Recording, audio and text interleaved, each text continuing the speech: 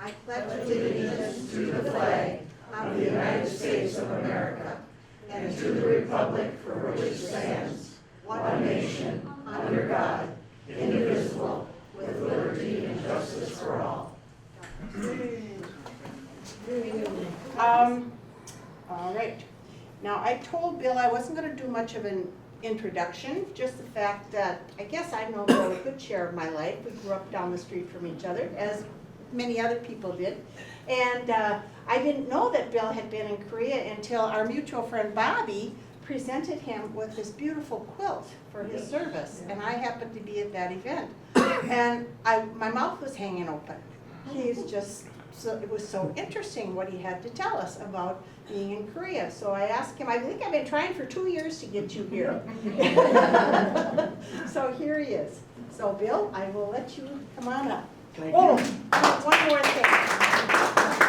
One more thing, there were handouts and unfortunately our printing equipment did not cooperate. So we don't have one for everybody. We have a few of them, and if you would like a copy of this presentation, there's a sheet back there. If you sign your name, I'll get you a copy. So, Yeah. all right. Yeah. Gonna leave your cap on? Okay, well, I guess the best way to start is say thank you for having me. My goal tonight is to pay tribute and honor to the brave men that I served with in Korea in 1966 and half of 1967. That's commonly referred to now historically as the Second Korean War. And I want to give you an overview of that time. But before that, I want to tell you how great it is to be back home in North St. Paul. And I checked with Paul, and I was right. I had this vague memory when I was probably 3 or 4 years old of riding the streetcar with my mom. And he said, yes, it did come through here. And I went, wow, I remember that. Amazing. I guess one other thing, if you can't hear, just do this, and I'll turn it up, okay? Unless I run out of air, and that's what I need to warn you about. I have COPD and asthma, and sometimes I go up and nothing happens, and you'll see me grab this and start puffing on it, okay? Let's just laugh and then we'll continue on. The other thing, I just completed my radiation torture and the treatment for prostate cancer. And part of that was chemotherapy. And there's a condition when you take chemotherapy called chemobrain. And it's an actual condition. And it's where you go along and all of a sudden, blank, you got nothing. There's nothing there. And if that does happen, Olive said she would coach me. My dear wife, Olive, she's the driving force here. And she'll coach me and we'll have a laugh and then we'll continue on, okay? So, I guess, you know, in coming back home, I drove around and I thought, holy smokes, look at all these places that are gone. You know, Springborn Hardware, for example. Harry's Rexall Drug. I used to ride my bicycle down to the Harry's Rexall Drug to check the tubes from the TV on the old Sylvania tester, and then you could buy a replacement tube right there and bicycle home and put it in and hope it worked. You know, it was really kind of cool. You know, the other thing I saw was, what is it, Sepla Boulevard? Holy crap, John Sepla and I played in a band together, and we even had the good fortune of cutting a record at one time. It was on the top 1,000,001, but at least we had that wonderful experience. And I'm so glad that I haven't seen John in all these years.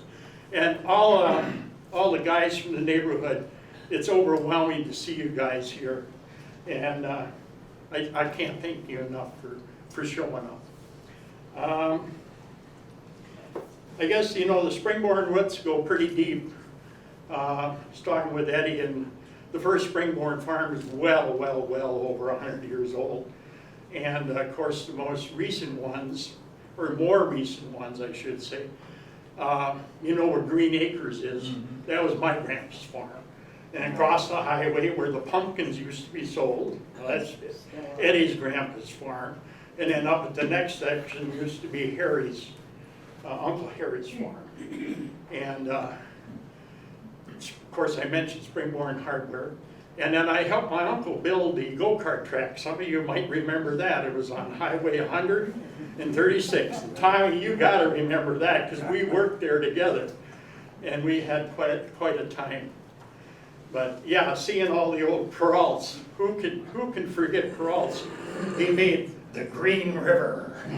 Oh God, it was wonderful. And we get shipped off to the movies on Saturdays, and us rascals, the 14th Avenue gang, one guy buy a ticket, go in and go around to the side door and let the rest of us in. It's true, they can arrest me if they want. What the heck they're gonna get now, you know?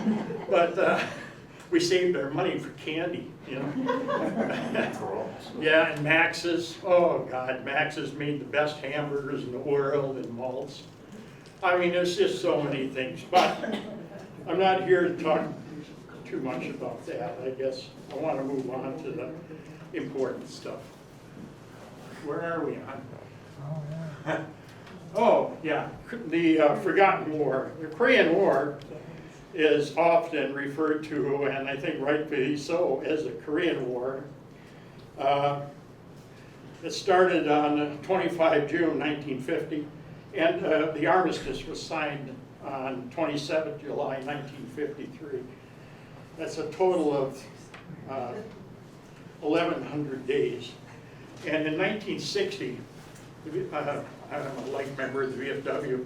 In 1960, the VFW magazine had a special on Korea, and they updated the numbers, and they felt that about 4 million people were killed during that period, and that's 4 million people killed in 1,100 days. And that averages out to 3,500 human beings a day. Now, of course, they weren't all Americans. They were Chinese and North Koreans and South Korean troops, and a lot of civilians died during that time. The 38th parallel come into being at the Potsdam Conference. It was Stalin, Churchill, and help me somebody. Truman, thank you. And they arbitrarily picked the 38th parallel and divided North and South Korea. And in our day room, when I got to Korea, was a statement by Truman, and it was this: if we don't stop Russia at this point, Russia's going to gobble every single piece of area in this southeast part of the world. And that was a motivator for us personally. I got to Korea the 29th of December 1965, and I was what they call TDY, temporary duty assignment, in Seoul. And I guess I'll back up just a little bit. I was at Fort Leonard Wood, and I was a combat engineer, and they wanted to, what, okay. All right, there we are, yeah, okay. They wanted to make me a specialist in demolition and minefields, and so that was my specialty. And they also decided that I should go through NCO school. And that was the most horrible 3 weeks of my life. I think we probably averaged 4 hours of sleep a night at the best. And we had full barracks inspection every single day, sometimes twice a day. So we outfoxed them. We got together and we made our bunks so tight, and then we safety pinned them. And we slept on the floor. Smart, right? You didn't find your stuff strewn. I was strewn all over the barracks. And we only used one shower. There was a whole bunch of showers. We used one shower. That way when we cleaned, because we had to clean, We only had to clean one shower. The rest were already clean. Toilets, different matter. So anyway, I was supposed to go to Vietnam, and I was home, and some of us were together that Christmas period in '65. And I was supposed to go to Nam, and along with my whole company. And I had 5 days at home. Between those 5 days, all our orders got changed except for one poor guy. And we all got sent to Korea because they were short of manpower in Korea. And this poor guy got to Vietnam. We kept in touch with him. He got killed in Nam. And we hit Korea. We went TDY at Seoul, like I say, and they went through our records. And I guess, you know, I have to thank the school system at North St. Paul. They got enough into me where I scored fairly high. And they said, well, okay, you 3 are going up here, you 12 are going here, you're going here, and so forth. My best friend, Fred T. Speck, was a ridge runner from South Carolina. And he got put up in the 2nd Infantry Division right on the Z. And I went to A Company, 51st Signal Battalion, outside of Bijambu. And I'll never forget driving through that gate. Here was 2 guys with sledgehammers pounding on this great big rock, making little rocks. And I thought, holy crap, what did I get myself into here? And it was explained to me that they were under Company Article 15, and that was their punishment. So I get there, and we get information and get all the stuff you got to get. And a few days later, we're called in formation, and the top sergeant says, anybody here play football? Shouldn't do that. He said, oh, good. You're going to be my 50 caliber machine gun breech carrier. I don't know if you ever carried a breech of a 50 caliber machine gun, but it weighs almost 50 pounds. And we had a 50 caliber team, and I carried the breech. Another guy carried the tripod. Another guy carried 2 barrels. And we had 3 guys carrying ammo boxes, 100 rounds to a box. And our company commander believed in keeping us in shape. And you'll see in a little bit, I'll point it out to you, there's a mountain outside of our camp. It's called Duck's Head. We called it something a lot different. And we would have to run up there. Thank you, dear. Yeah, it's up in here. And it was called Duck's Head. Like I said, we called it many other things. And our company commander loved to run us up there to keep us in shape and so forth. My platoon sergeant, or lieutenant, was Lieutenant Palmer. And he and I didn't get off to a very good start. We took a trip all the way up that mountain, and he said, well, put the 50 caliber here. So we get it all set up. Anybody 50 caliber machine gunner? Well, the thing you hear over and over again is brass to grass, because the brass has to be down, otherwise the gun won't operate, and so forth. So anyway, we set it up. Couldn't have been 5 minutes later. Oh, no, wait, I want it over here. So we take it over there, we set it up. 5 minutes later, he comes back, oh, no, I want it over here. I said, Lieutenant, this is the last blank time that we're moving this gun. Because mind you, we had all our full battle gear on too, and our rifles and everything. So anyway, we got through that, we set it up and all of that. But come to find out, he was in ROTC, and I found out that his major in college was interior design.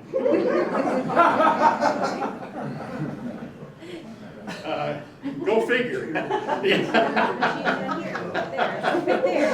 Okay, anyway, this was at A Company, 51st Signal Battalion, Tiger Company. That's my tattoo here. And yeah, let's see. Can you do the other one, hon, with all the with the motor pool? There. Okay, my rig was right here. this one right here, number 117. The 5-ton truck with a 10 kW generator behind. And of course it was diesel, and the cylinders were about this big. And it just roared, I mean, and blew smoke like you wouldn't believe. But our motor pool was great. One thing about Korea, it gets colder than hell in the wintertime. And I mean really cold. And it's a good thing I came from northern Minnesota, because that turned out to be I was able to help my men, which most of them were from the South, Texas, South Carolina, Florida, Georgia, California. We had a surfer from California. And bunny boots, what do you do with a bunny boot, you know? But at any rate, I was able to help them deal with the cold a little bit. That unit, I didn't get control over until I got my top secret clearance. And some of the folks here in nursing camp were interviewed by the FBI in order for me to get that clearance. And before I became sergeant and could take over that, I was a specialist 4th class. And that just basically means in training. Okay, I was with the sergeant who had that van, but I couldn't be in there when he was doing the top secret stuff. Okay, I helped him maintain the truck and maintain the van, but that was all. And what's next, hon? I lost myself. That's okay. Oh, yeah, that's the main part of the camp. Company A was also the headquarters company. And so we were in the lead all the time. And we had with us what's called Katusas. And Katusa means Korean augmentation to the United States Army. They were Korean regular ROK soldiers, Republic of Korea soldiers, or they were Republic of Korea Marines. And we had 3 of them assigned to us. This is my company commander, Guy E. Lively. He was excellent company commander. He kept us totally informed what was going on, and that became so important to us. We had weekly NCOs, after I got promoted to sergeant, we had weekly NCO security meetings, because we were dealing with top secret communications all the time. And you want to go to the next one? Ah, that's Lieutenant Palmer, the interior decorator. What? Interior decorator. You want to go to the next one? And who's Oh, look at that handsome devil. That was me when I got my top secret clearance. Then I was promoted to sergeant, and then I took over that van with the generator. And along with that, I inherited 9 men that were the security crew for the van. And the van inside had 16 teletypes, and 4 of them were spares. It also had 12 top secret security decoders. And you had to, when we got in position, you had to set up those codes for that day. And God help you if you lost those codes. Leavenworth, here we come. And there was one guy that lost it, and we had I think it was 3 hours max to find it. And he found it. It had slipped down behind the safe, because we had a safe inside it. It had slipped down behind the safe, and he found it at about the 2-hour, 45-minute mark. And I'm telling you, he was sweating bullets, because that's a big deal. They got to change the code worldwide if that happens. Okay, where are we at? Bill, did you want to go back to the slide which describes the Yes. DMZ zone and Yeah. on your map? Please, yeah, I do. Oops, forgotten where we hit There that. we are. There we are. Okay, this is the DMZ. It's about 2.5 miles wide, 250 miles long. It's one of the most mined pieces of real estate in the world. Meaning filled with mines. Pardon me? Filled with mines. Filled with mines, Yeah. yes. It's about 30 miles from Seoul. And you know what? Now they have travel companies that will take you up there from Seoul. Unbelievable. It blows my mind. The tunnels the first tunnels I believe were, it wasn't during the time I was there. I think it was 74 they found the first tunnel from North India to South Korea, I think. And they have one now that I saw was on the tour. If you take the tour, you get the tour of the tunnel. Okay. And the Freedom Bridge, and that has special meaning to me because I was up at Panmunjom along with probably 30 guys, and we got to go in, back then it was a Quonset hut where the negotiations took place for the armistice. And we went in there, and there was probably 8 of us that went in there. 8 of us, yeah. And we come out the side door, and 5 North Koreans surrounded us with AK-47s and escorted us, not very politely, into a bus. And we were held captive for 3 hours. We didn't know why. I mean, they couldn't tell us why, obviously. And I was so frightened and so mad. I guess I glared at the guy, and he put the AK right up to my throat. And one of my guys said, "Springborn, back off, back off." And I looked in that guy's eyes, and I'm telling you, I saw hatred. I saw black hatred in his eyeballs. I backed off. And it's a good thing I did. Anyway, after 3 hours, they negotiated our release. I don't even know who did that. I just wanted out of there.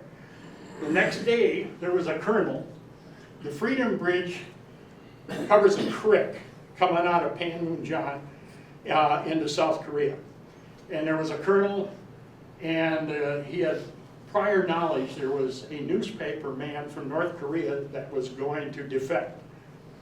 And at the end of the meeting for that day, the newspaper man ran to the colonel's car, and they took off across the bridge. And the North Koreans shot that thing full of holes like you wouldn't believe. And they never got a scratch.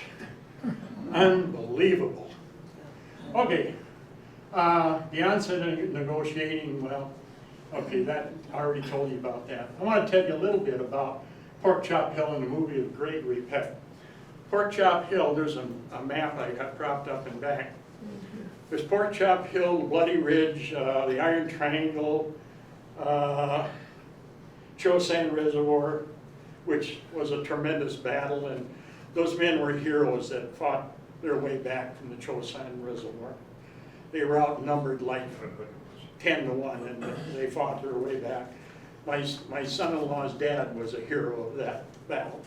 But anyway, Pork Chop Hill was a movie made, Gregory Peck played in it, and I don't remember the year it came out, it doesn't matter. That was so bloody that both sides finally quit trying to take that hill. And what blew my mind totally about that is the negotiations. They were negotiating the height of the damn flags in that Quonset hut. And they would measure them every day when he came in. And the North Korean flag, 1/4 inch higher than they were. Well, okay. And really what they were doing is stalling for time, and they wanted their forces to capture more land. That's what their goal was. And it was fought to a standstill. Like I say, both sides finally said, that's enough blood. It's not worth anymore. And they just withdrew and just stopped. Okay. There's the map. Yeah, here's the map, DMZ.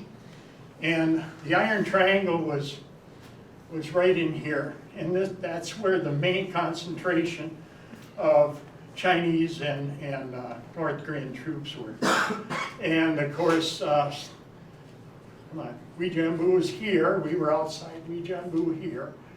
And then Seoul is here. Now Uijeonbu is interesting because there's a doctor, I can't remember his name, who wrote the book, MASH, that they took the TV series from. And he was on the 854th Mobile Surgery Unit that was at Weejambu, and that's what he based his book on. That's kind of interesting. And who's the main actor? Played that doctor. Alan Alda played that doctor. And that doctor said, we had to do crazy stuff or we go nuts ourselves. And on the other side of that coin, though, I read that this doctor developed certain techniques in a MASH unit that saved many, many, many lives. He was able to do certain things that stabilized a person till they could get to a formal operating room, because at that time it was in a tent. And when I got injured in Korea, they took me to Weejambu, to the MASH unit. It wasn't a tent at that time, it was a Quonset hut. And I didn't stay, I only stayed there 3 minutes, and they put me in the Jeep, shipped me to Seoul. But that's a whole nother story. Okay. Yeah, that's a company. What's next, Tom? Okay, company. All right, Lieutenant Palmer. There it is. And me. Oh, and here's the guys. It says, we're all lovers, not fighters.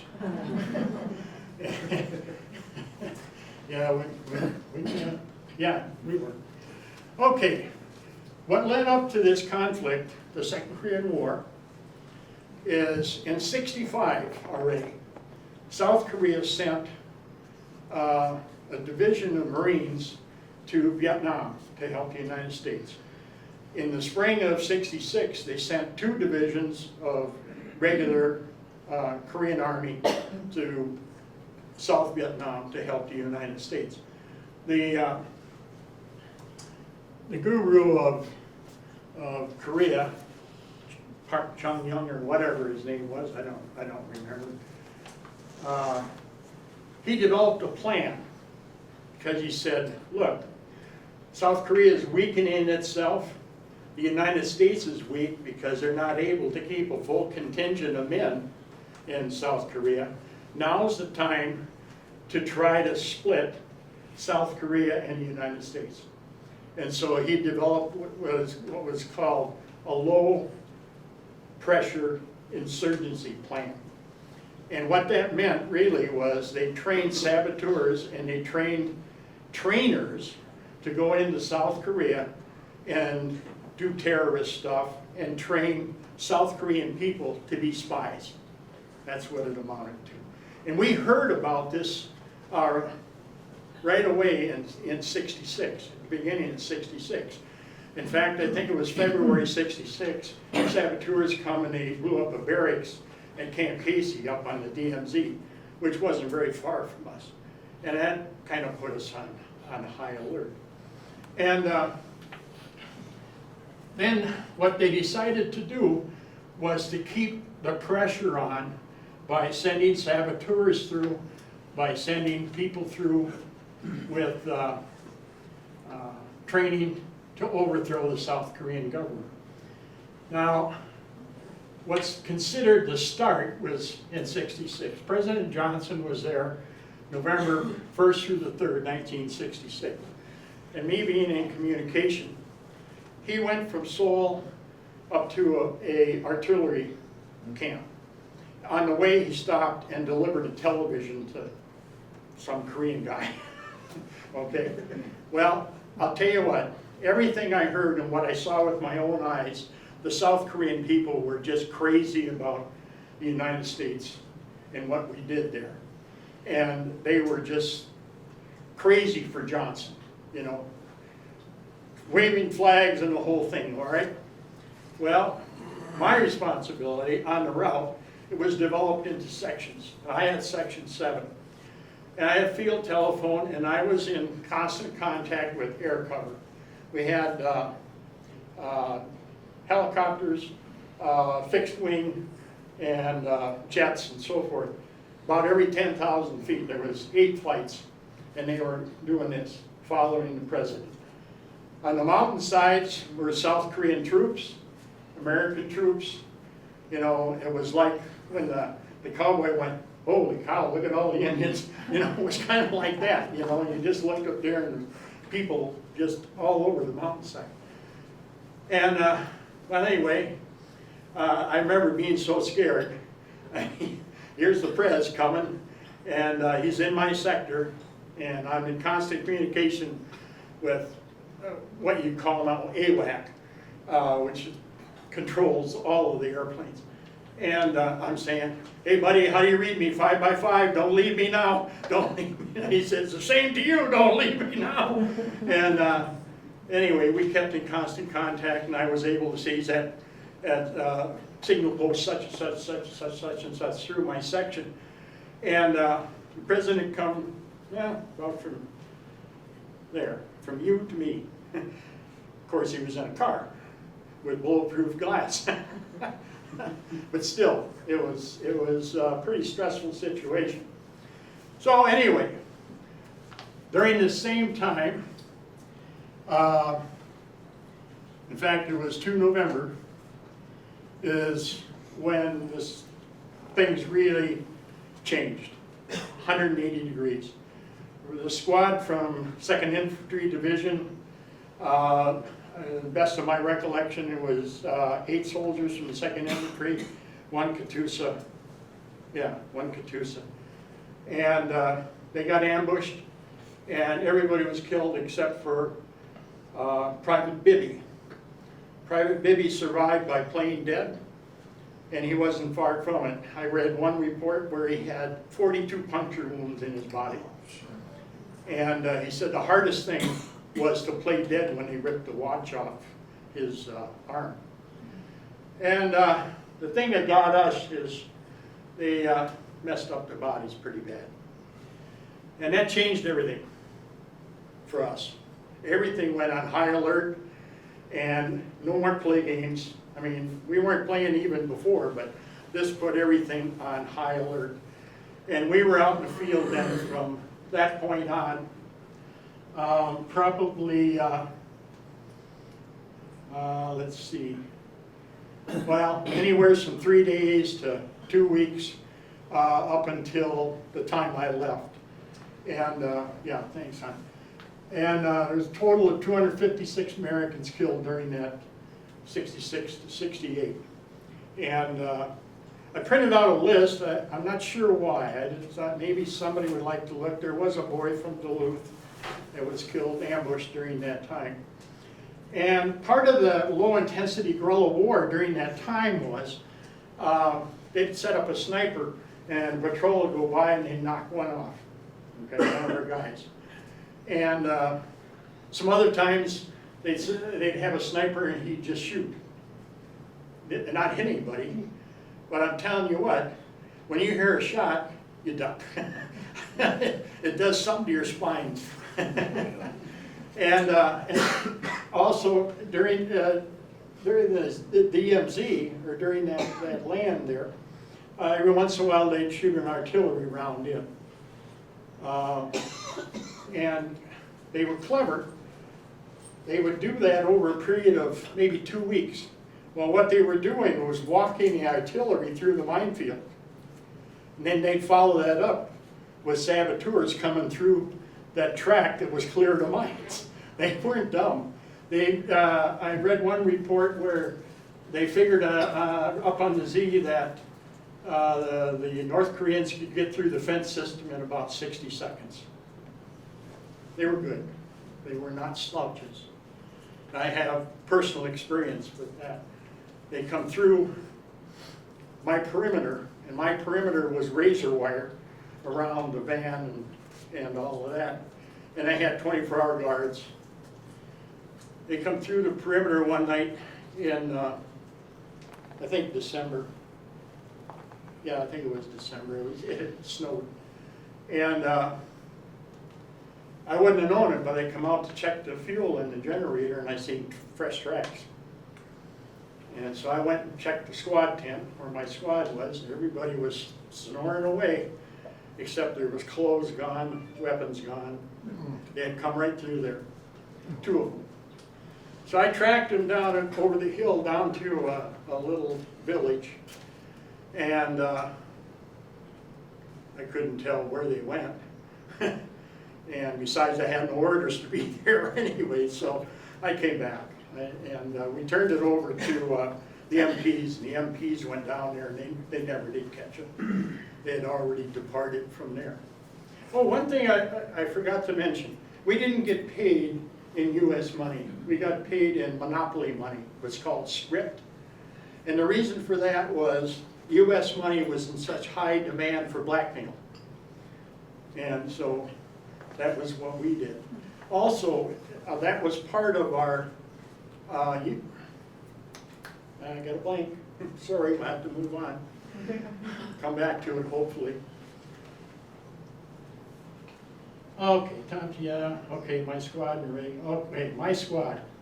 My guys were top shelf. And I didn't lose any. Well, I did. I lost one, but not to fire.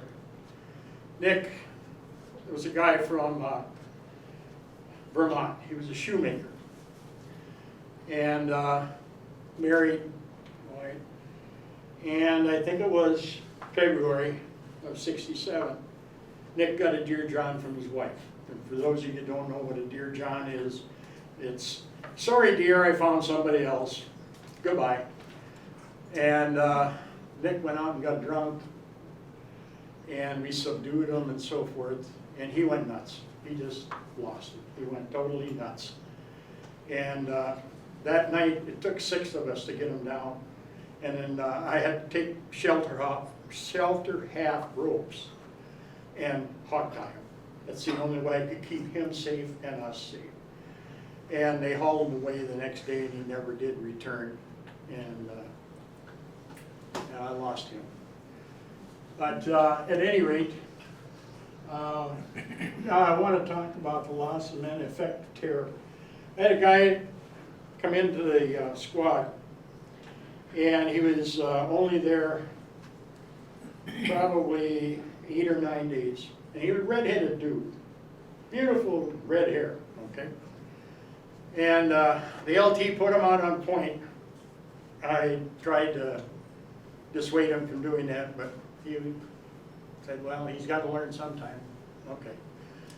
Well, he went out on point. There was people come through. It was not a good situation. And he was, point is terror. I can tell you that right now. It is absolute terror. You're out there all alone, and you don't want to run into people. Trust me. And anyway, he come back in, and within a matter of a week, he was bald. He lost all his hair. That was terror. It does to some people. And some of my guys back there are going, am I telling the truth? It's the truth. Yeah. Yeah. Well, I guess one of the most positive things from over there was our first sergeant.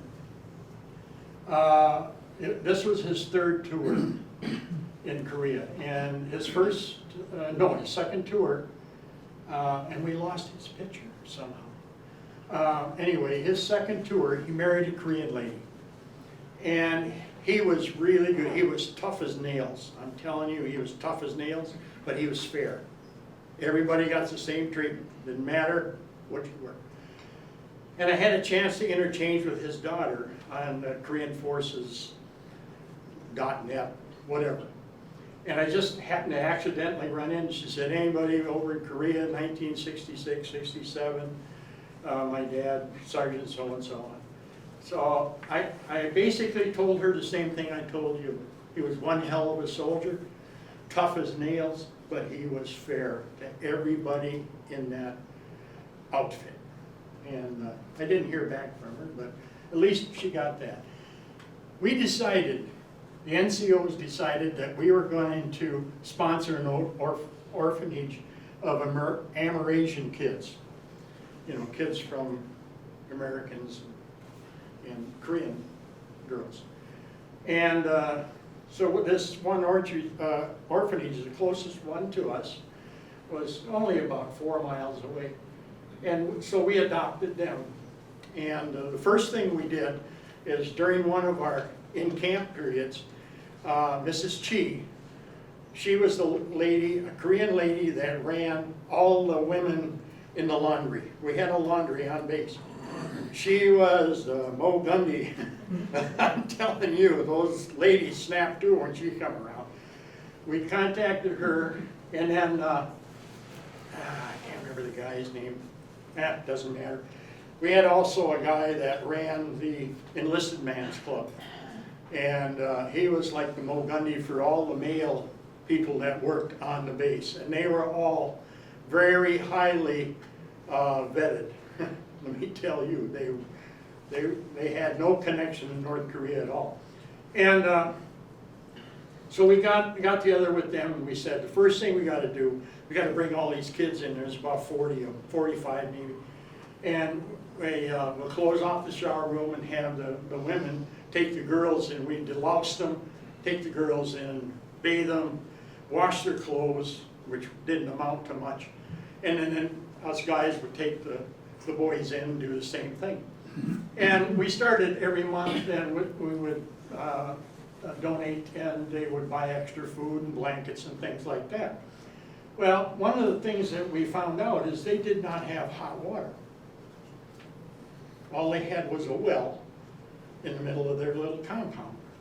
And so we said, let's put in a hot water system. They could use it for heat, they could use it for cooking, they could use it for bathing. So we saved up. Guys were really good. Well, we caught them right at payday. So, you're gonna get it, right? Mm-hmm, sure. We saved up, I think it was $1,200, or right around $1,200 to put in this hot water boiler system. And the guy that was running the orphanage took off with the money. And I'm telling you, if we'd have found him, we'd have killed him, flat out. There's no doubt in my mind. And I'd have led the brigade. Anyway, we heard, I don't know, because we had to turn it over to the Korean police, of course. And we heard back from them that he got killed down in Seoul and robbed, and good enough for him, as far as I'm concerned. So we had an emergency donation deal, and we raised again. And then our top knew a guy in combat engineers, and combat engineers come and help put in that system. So we got it in for about $600 or something. And those kids were just so delighted, you wouldn't believe. Even I'm thinking of it now, I'm almost crying. It was something.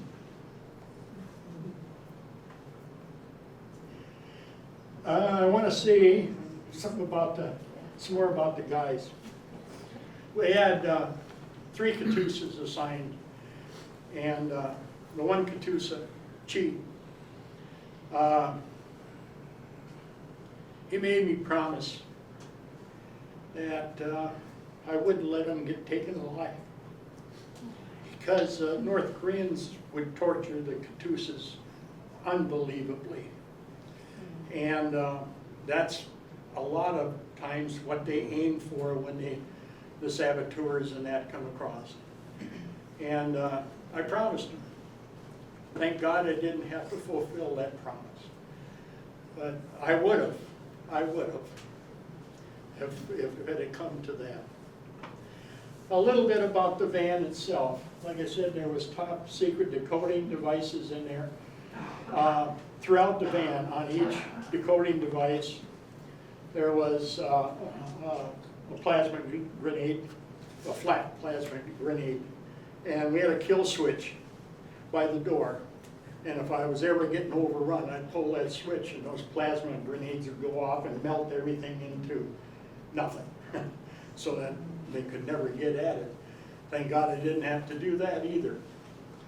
The rest of the guys, they were tremendous. They never bucked me one time, never. Everything I asked them to do, they would do. And you had to watch them, because certain guys can only take so much, and then you got to rotate them, and you got to take care of your guys. And I got this tattoo in honor of Staff Sergeant Hess, who got killed. And Staff Sergeant Hess was married, a couple of kids, and he was from Pennsylvania. And of course, I think of him a lot more now that I'm older, you know, that he didn't get a chance to see his kids grow up, get married, and have grandkids and all that sort of thing. And that hurts. That hurts a lot. But Sergeant Hess taught me a couple of really good things when I first became a sergeant. He says, take care of your men will take care of you. And I did that. I learned that a bottle of booze to the supply sergeant would get me extra socks for my guys. And I did that. I learned that we come in off of 2 weeks, and the last 5 days we got 1 meal a day because we were spread so thin. And then we had K-Rats to fill in. And I don't know if you guys remember, you remember this little tool? P38. It'll open any can known to man.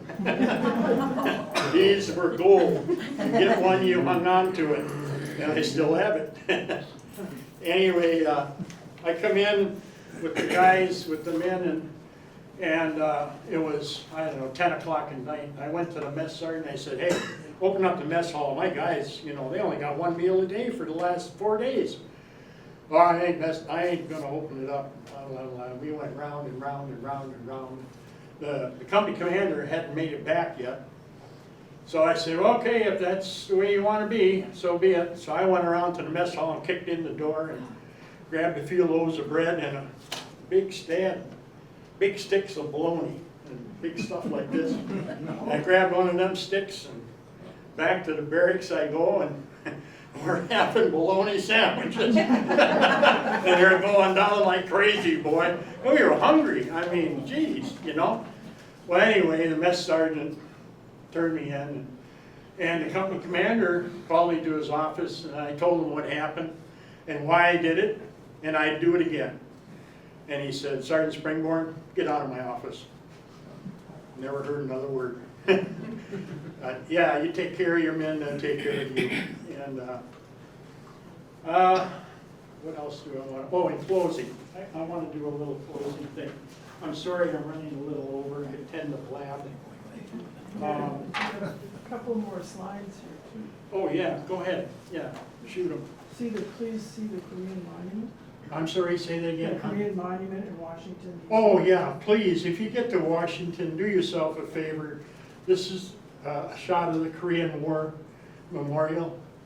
And this captures what Korea was kind of like. It was foggy, it was misty. The monsoon season was atrocious, and It captures. yeah, it captures it so well. And yeah, the one time during the monsoons, we were up in the mountain set up, and I can't remember for what reason our supply didn't come up, our supply truck, and we didn't have a tent. Well, I was up for 40 hours, and we got everything going, and I just threw my sleeping bag under the trunk in the mud and passed out. And I woke up and there was water running on both sides of me. Yeah, we slept in the mud. And I want to tell you something. You can take a bath in the helmet. I guarantee you, because a lot of problems we had was fresh water. We didn't have fresh water. And so we couldn't be wasting a lot of it on taking baths. Well, after you're out sleeping in the mud for a week, you want to scrub something. So we get our little water in our helmet and shave and then scrub down as best as we could. And you can do it. One thing, I used to go out into the village and eat with the Korean people. And the reason I did that is my Katusa came from that village. And so he had friends, and they would invite me to their house. And I never got food poisoning once, eating out in the village. I got it 3 times out of the mess hall. But I do need to tell you this. Koreans have and do eat dog. And I have eaten dog. And it's actually a very sweet meat. It's very good, as a matter of fact. And then back then, not so much now because society is changing over there too. It's only the older folks that do the traditional stuff. But back then in Weijambu, there was a guy that raised dogs for consumption. And that was a weird thing to see, you know. But I had to try it and I did. Okay, oh yeah, reception home. Well, I stopped. I got separated at Fort Lewis, Washington, and I stopped at Great Falls, Montana, and saw my best friend Chuck. And 2 years ago, about right now, Bobby Ryrock and her group presented the Quilt of Valor to me and to Chuck. And Chuck couldn't wait that long. And he passed away in about 2.5 weeks before that night. And I helped bury him at Fort Snell. That was tough. But that quilt is packed and ready to go to Arizona, Bobby. Thank you so much. It meant so much. So anyway, I flew from Great Falls, Montana into Minneapolis Airport. And I got off the plane and I'm coming up that walkway and there was about 24 young people over here. And this little gal comes running up to me with a flower. And I went, oh, okay. She spit in my face and started calling me names that I cannot repeat. And the people behind her were chanting, baby killer, blah, blah, blah, blah, blah, blah. And I was just in shock. It just floored me. So I walked up and I was cleaning myself up, and here comes one of the stewardesses. And she walks by and she says to me, you dirty rotten pig. And away she goes. And I didn't know what to do. I guess I kind of said like all the guys coming back in that Vietnam era, just don't let them know you were even in the service, or don't talk about it or anything, you know. And so I didn't. And even some of my family, I had a cousin that said, boy, you were sort of stupid to go in and blah, blah, blah. And I don't consider that, you know. My dad fought in the Second World War, never got a scratch. He stayed in the reserves and was called up, sent to Korea, and got a broken back. And for all the vets here, hey, welcome back, guys. I'm telling you, we earned it. We earned every damn thank you that we get. And the family members, veterans, especially if they've been injured, like our family paid the price of Pa's numerous surgeries and so forth. And some of you probably in this room, well, I know Clyde knew my Pa. Yeah, because Pa drove school bus for a number of years here in nursing home. Anyway, the damage to the body and mind, and the vets here, I want to say this as clearly as I possibly can. If you have PTSD, that is not who you are. PTSD is what happened to us. And I can't say it any clearer than that. My PTSD and my alcoholism, that's a whole other story too, but when I got back, I was a raging alcoholic with PTSD. After being committed to treatment and receiving treatment for my alcoholism, that relieved my PTSD at that point in time. And I think a lot of it was because I threw myself 100% into helping other alcoholics and learning how to provide treatment. When 9/11 happened, my PTSD started coming back. I couldn't stop. Well, fortunately, I got in touch with a really good shrink. Well, he was from Duluth. He came over to Bemidji. And he had done like 3 tours in Iraq. And the thing about PTSD is you don't want to talk to people about nothing, because if you do, it's all going to come out.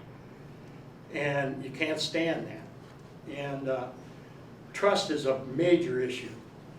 This guy, as soon as we got together, he shared a little bit and I shared, and we clicked just like that. And we talked the same sounds, the same sights, the same smells, the same tastes. I knew he knew what he was talking about and what I was talking about. And my sessions with him, I used to tell all of them, I'm going to get shrink wrapped. And he helped me so much. He gave me tools to use to put these things to rest to a large degree. Now, my dear wife put up with over 30 years of off and on dreams and screaming and flailing and anger and stuff like that. And she learned how to live with this alcoholic PTSD person. And I asked her permission before we got here tonight if anybody wanted to talk with her about that process. And she said, absolutely, I'll talk with anybody. So, and me too, by the way. Fighting for VA benefits. I lost part of my body due to my injuries in Korea. And I had to fight for my benefits. And it took, what was it, Tom? 3 years? 3 years of fighting.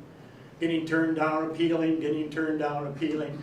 And a lot of the research that I used to make my case, I got off the internet. There's a lot of papers that were written by colonels and generals and so forth about the Second Korean War and the action and so forth.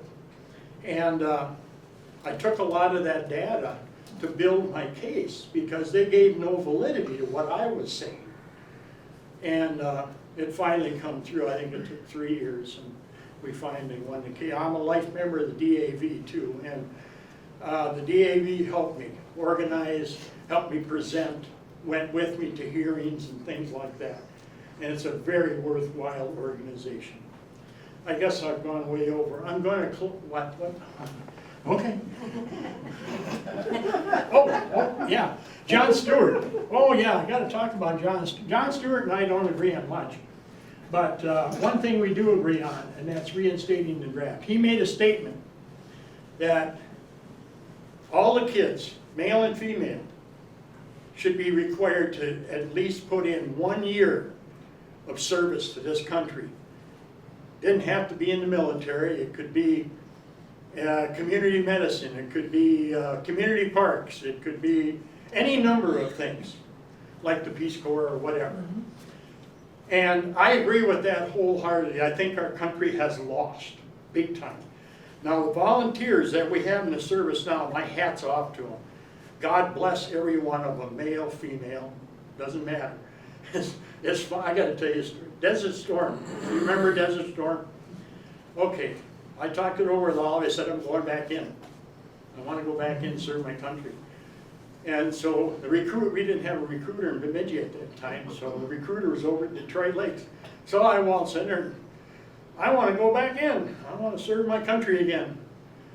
And this nice young man, we talked for a while, and he said, in very nice terms, don't call us, we'll call you. Meaning that was too damn old. But I guess the spirit was there, and that was important to me. Let's see, that's it, right? That's it. That's my soapbox. Oh, now I have the pleasure.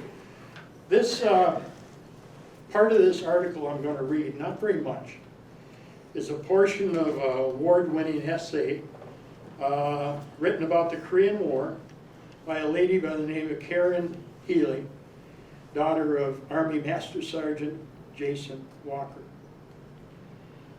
And this lady was, and probably still is, well, probably still is for sure. That wasn't that long ago.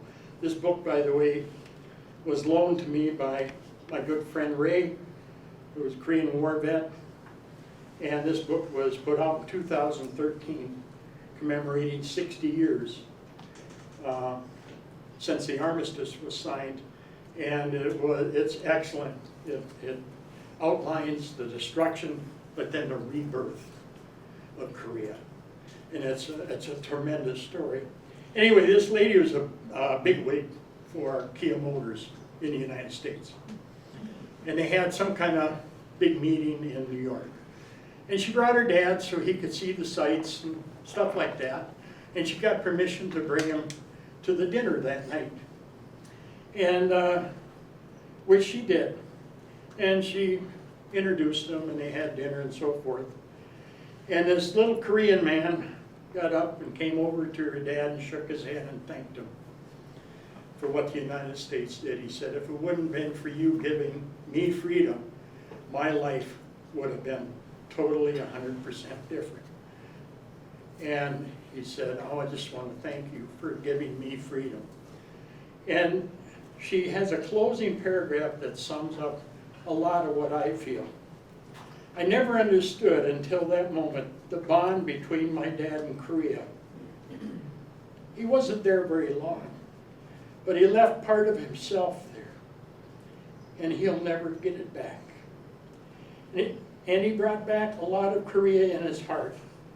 He still tells story on occasion, but I'm sure none of us will ever hear the realities of what he lived through. It's probably still too painful.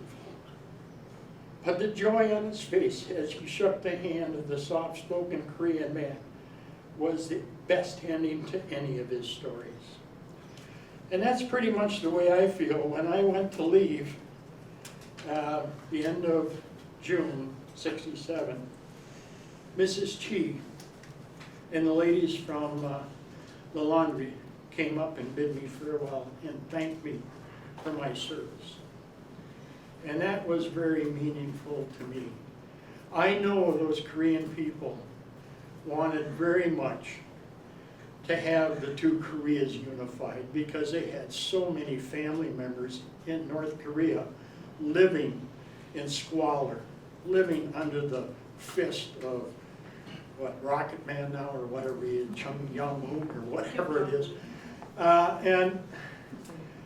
It was just meaningful, and for my guys, what we did there was needed and necessary. We kept the North from invading.